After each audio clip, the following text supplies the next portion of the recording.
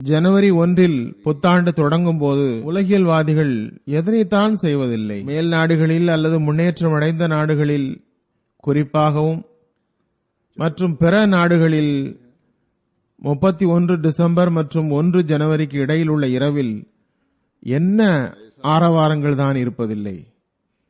நள்ளிரவு வரை விழித்திருக்கின்றார்கள். இன்னும் சொல்வதென்றால் முழு இரவும் விழித்திருக்கின்றார்கள்.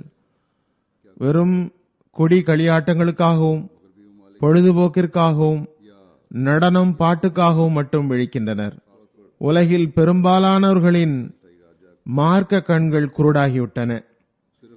எனவே ஒரு நம்பிக்கையாளரின் பார்வை சென்றடையும் அல்லது சென்றடைய வேண்டிய இடத்துக்கு அவர்களின் பார்வை செல்ல இயலாது.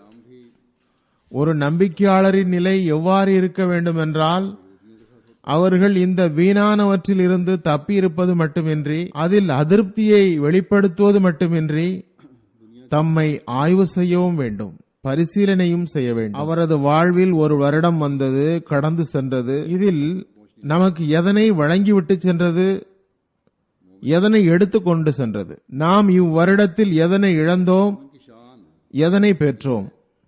இவ்வருடம் எதனை இழந்தோம், எதனை பெற்றோம் என்று நம்பிக்கையாளர் உலகியல் அடிப்படையில் பார்த்தாலும் அவரது உலகியல் நிலையில் என்ன மேம்பாடு உருவாகியது அல்லது மார்க்க ரீதியிலும் ஆன்மீக ரீதியிலும் அவரிடம் என்ன இழந்தார், எதனை பெற்றார் என்று அவர் ஆய்வு செய்கிறார். அவர் மார்க்க மற்றும் ஆன்மீக அடிப்படையில் பார்த்தாலும் கூட என்ன தகுதியை அடிப்படையாக வைத்து பார்க்க வேண்டும், அதன் மூலம் தான் இழந்தது என்ன, பெற்றது என்ன என்று அவருக்கு தெரிய வேண்டும். நாம் அஹ்மதி நற்பெயர் பெற்றவர்கள். நமக்கு அல்லாஹ் தஆலா மஸீஹ் மவ்ஊத் மஹ்தி மவ்ஊதை ஏற்கும் வாய்ப்பை தந்துள்ளான்.